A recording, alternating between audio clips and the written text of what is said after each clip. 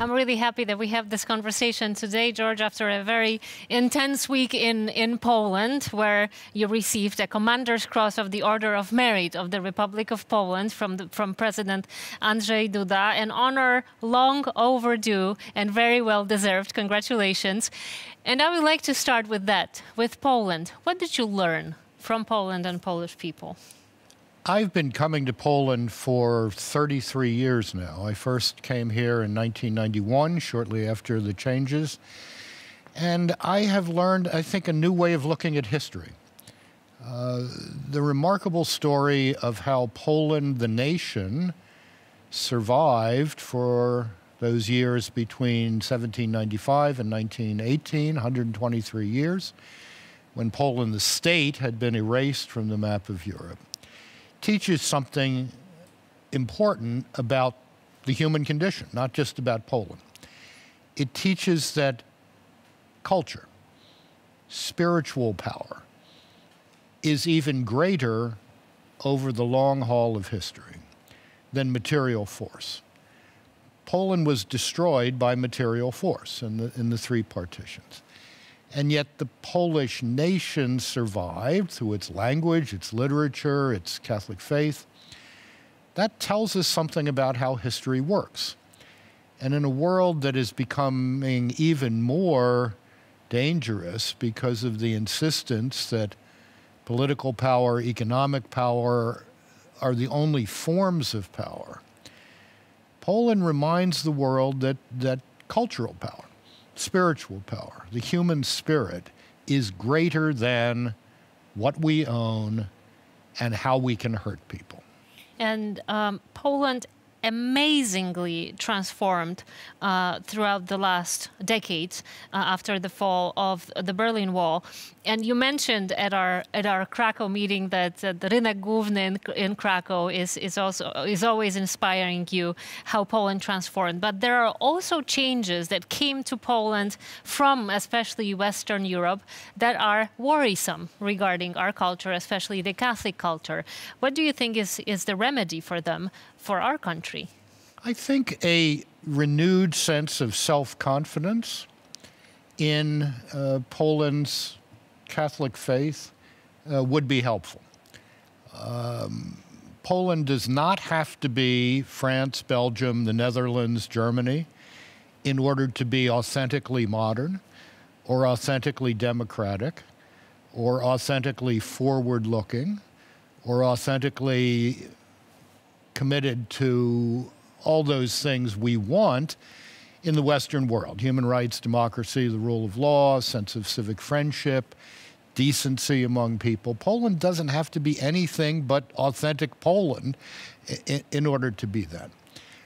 And I think a renewed sense of that would be helpful. There is certainly an attempt in Europe today to impose a secularist model of being a good society on all of the Union, and that should be resisted. It doesn't have to be resisted in a nasty way or an aggressive way, but it should be resisted firmly. That's not where the EU came from.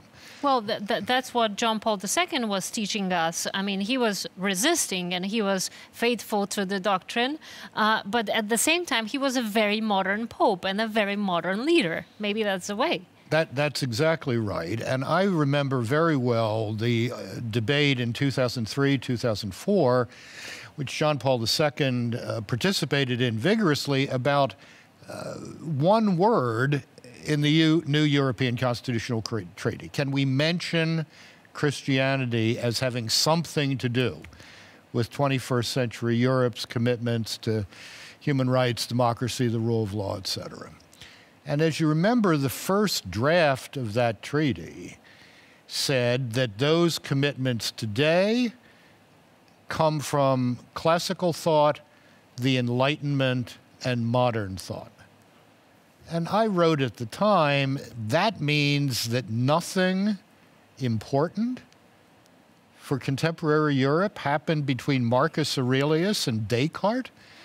That's 1,500 years in which nothing happened. That's just impossible. It doesn't make any sense.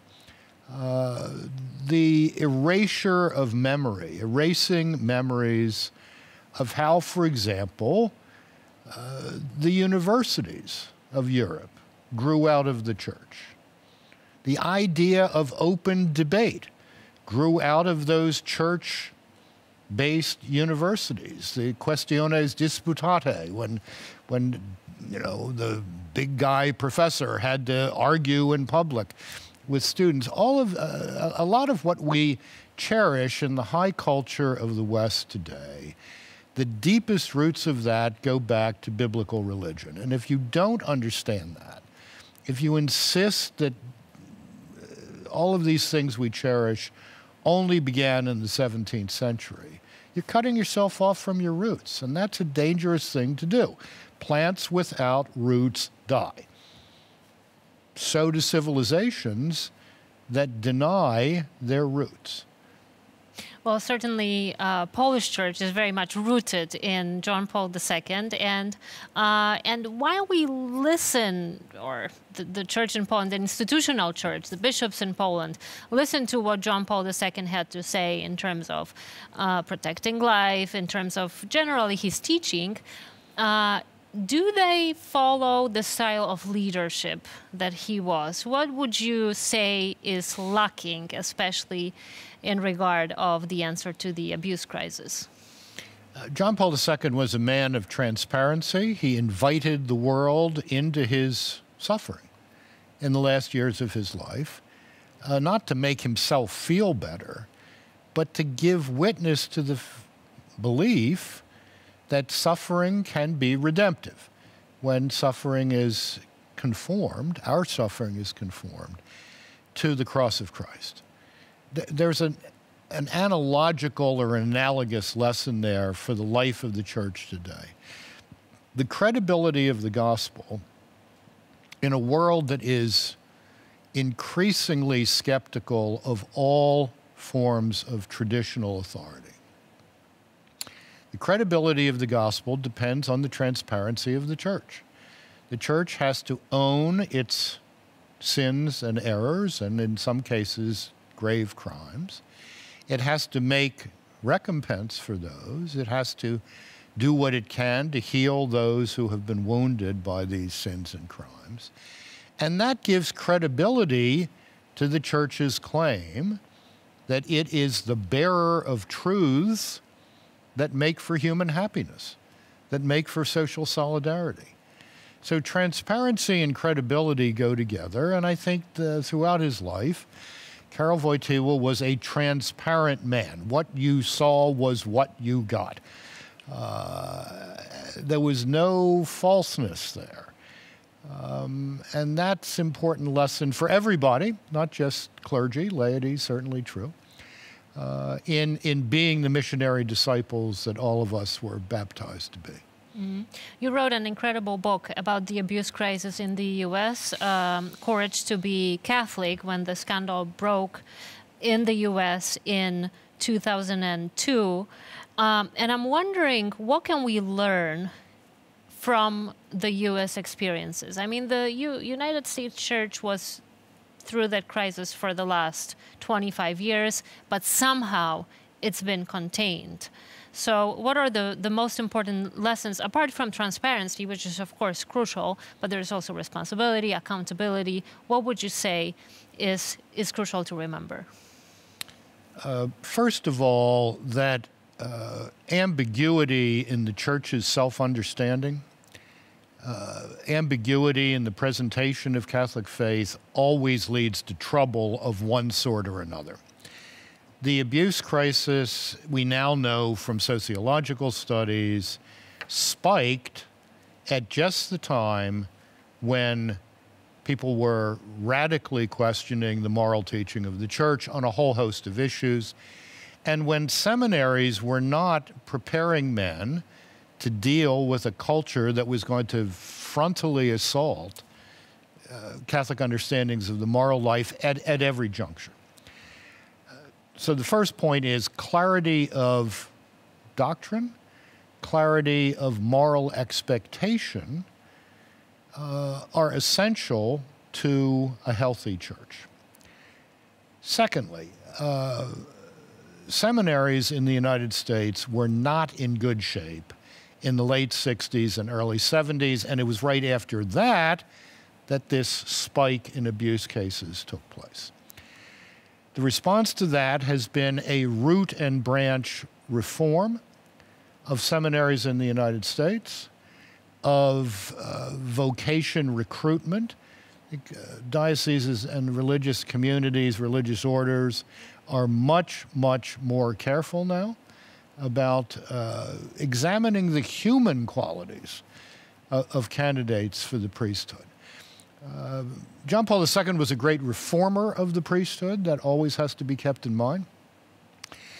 And in his apostolic exhortation, Pastores dabo vobis, I will give you shepherds, he talks about seminary formation as including human formation, intellectual formation, spiritual formation, pastoral formation. But the fundamental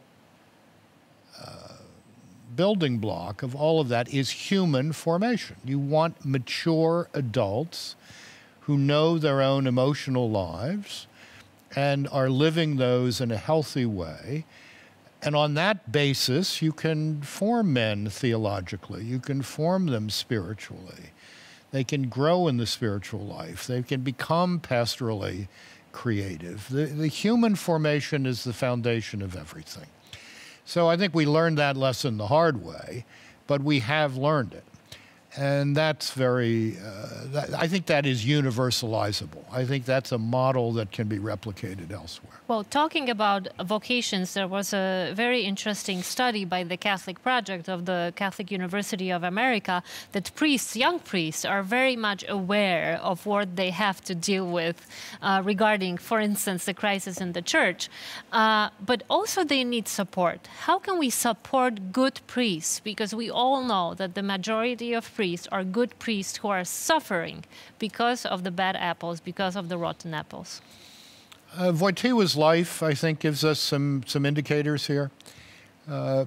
He was one of the most creative young priests of his generation, but he became that through intense contact with lay people, in his case with university students. And while he was forming them into mature Christian adults, they were forming him into this creative pastor. That exchange of gifts, if you will, is a model that can be replicated in the church today. Secondly, priests need fraternity. They need to feel that they're part of a brotherhood that has a father, the local bishop. If the local bishop is not being attentive to the continuing formation of his priests, if those priests don't feel that they can come to him to discuss serious problems, then more problems are going to emerge down the line. In the American context, and this perhaps will only become the case in Poland 10, 15, 20 years from now, there are too many priests who live alone, and we're going to have to figure out new ways of creating priestly community, not simply in religious institutes like the Dominicans, but for diocesan priests, for parish priests. They can't simply live as little islands by themselves from which they emerge to provide certain sacramental services. So a church which understands that we're all the people of God. The people of God are not the laity set over against the clergy. That is a misreading of the Second Vatican Council. In this people of God, there are many different roles. They're mutually reinforcing. And if we understood that, I think, a bit better, then these relationships, which are so important for each of us to grow spiritually and in our own roles as missionary disciples, would flourish better. Talking about leadership of the church, you're, of course, a commentator of world affairs and a great friend of Ukraine, our neighbors who are fighting for freedom for the last almost 2.5 years already. The Ukrainian bishops, are they role models for the world bishops today with their war leadership? Major Archbishop Shevchuk in Kiev Halik, the head of the Greek Catholic Church in Ukraine, has been absolutely magnificent over the past 2.5 years. He has been a genuine pastor to his people. He has supported his priests who are dealing with very, very difficult circumstances. And he has been a great voice for his country and its cause on the world stage. These are men who are literally in the trenches with their people and who have shared their suffering intensely. That's a real model for everyone. And I have the highest regard for Archbishop Shevchuk and his colleagues. In the United States, perhaps the single most effective spokesman for Ukraine is Archbishop Boris Gudziak, the Archieparch of Philadelphia for Ukrainian Greek Catholics. This is a man with a Harvard doctorate in history who built a university from scratch, from nothing, in Lviv, in western Ukraine, over 20-some years, and who is now rebuilding a church in America that had suffered from poor leadership for many years. Archbishop Gudziak has been extremely important in explaining Ukraine's case to the American public, to the Congress of the United States. And he always does it as a churchman. He's not doing this as a political figure or somebody attached to a political party. He's doing it as a churchman who's defending his people, who is being what Poland's priests and bishops were for so many years, the final line of defense for people who were being oppressed by tyranny. Moving to Western Europe a bit, in the recent months, we had several decisions that make us Christians think that maybe the Christian world is crumbling simply in Europe. Abortion enshrined to the constitution of France, euthanasia being discussed in France, in Spain, in the UK, they're thinking of allowing abortions up to birth. What do you think is the Christian remedy for this? How our voice can be heard? Because of course we can be faithful to our vocation, but how to be heard in a world that is shouting the other way? I think we have to have a two-track approach here, if I may put it that way. First, in terms of public discussion or debate, the abortion issue is not complicated. There are only 2 points that we have to make. First, the product of human conception is a human being, period. It's a unique creature with a unique genetic identity and a capacity for development over time. That is not a theological opinion. That is not a metaphysical or philosophical speculation. That is a biological fact. And you learn it in high school. You learn it in the 10th grade. So follow the science would be the first point. And the second is that in any just society, the law protects innocent human life. When a state declares certain classes of human beings outside the boundaries of legal protection, bad things happen. That's the fundamental moral lesson of the middle years of the 20th century in Europe. All we have to do is say those 2 things. Here's the science. Here's a first principle of justice. However, we also have to be about the business of converting a culture that has misunderstood freedom as mere willfulness. My will dominates everything. That is a prescription for anarchy. And anarchy is intolerable, so people eventually reach for chains. Anarchy leads to tyranny.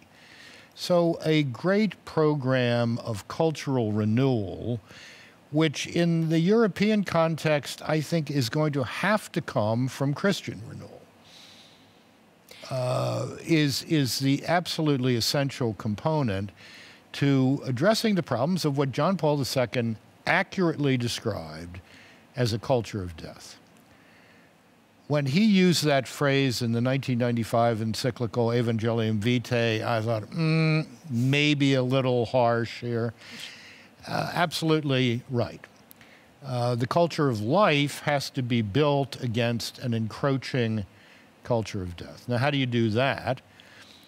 First of all, crisis pregnancy centers, so that women in a crisis pregnancy have some real alternative, a much more humane alternative than a technological fix to a problem, both before and after the birth of the child. And in the case of the euthanasia debate, the hospice movement, which I think is widespread throughout the Western world, but needs to be more widespread. That's real death with dignity. Death with dignity is not somebody turning you off or you turning yourself off. Death with dignity is being surrounded by care and love and affection and enabled to die in a genuinely human way. So we know how to do these things. We need to make them more widely known and available. And we also have to make arguments. You said throughout the week, promoting Witness to Hope and the End and the Beginning, that John Paul II's teaching will be valid still centuries from now. Why is that? What is the most needed thing, especially today, from Pope St. John Paul II? Well, first of all, we have to understand that ideas, the truth, endures over time. People are still learning today from Socrates, Plato, Aristotle. Those are figures from more than 2,000 years ago. Why should we not be learning from somebody who died less than 20 years ago? This, instant transition culture we live in is not conducive to serious reflection. So first of all, that point. I mean, truths are true over time. Secondly, I think he had, and I tried to explain this in both books in a way that's accessible for people without specialized academic training. He had a unique capacity to connect old truths, classical truths, enduring truths, to formulations that people could hear today. For example, the theology of the body, which has absolutely transformed pastoral life in the United States, which is widely discussed in American universities, needs to be better known here in Poland, if I may say. This is going to be true 100 years from now or 200 years from now. His understanding that culture is the driver of history over time. That's true forever. The fact that he wrote 20 years ago really doesn't mean anything. It simply is a challenge to take this body of thought on board and to really wrestle with it. John Paul II was a great man of conversation. He craved intense conversation with others. He learned from it, and we should adopt that characteristic of his in dealing with him. And at the end, because we have about a minute left, one trait that you remember personally, seeing him in front of your eyes today. An incredible pastor's memory. The last time I saw John Paul II was in the middle of December 2004. He was in very difficult physical shape himself then. My father had died 7 weeks before. Pope had sent a message for the funeral, which was very nice. But when I saw him on, I think it was December 14th of that year, I certainly did not expect him to remember, given his own circumstances, what had just happened in my life. The first thing he said to me when I walked into the dining room of the papal apartment was, "How's your mother doing?" Great, great pastor's memory. Please greet your mother for me. I'm thinking of her and praying for her. That's a memory for a lifetime. Thank you so much for bringing that man to masses of Catholics and non-Catholics and people who are converting to Christianity. Thanks to the books that you wrote. Thank you so much, George, for being with us in our studio.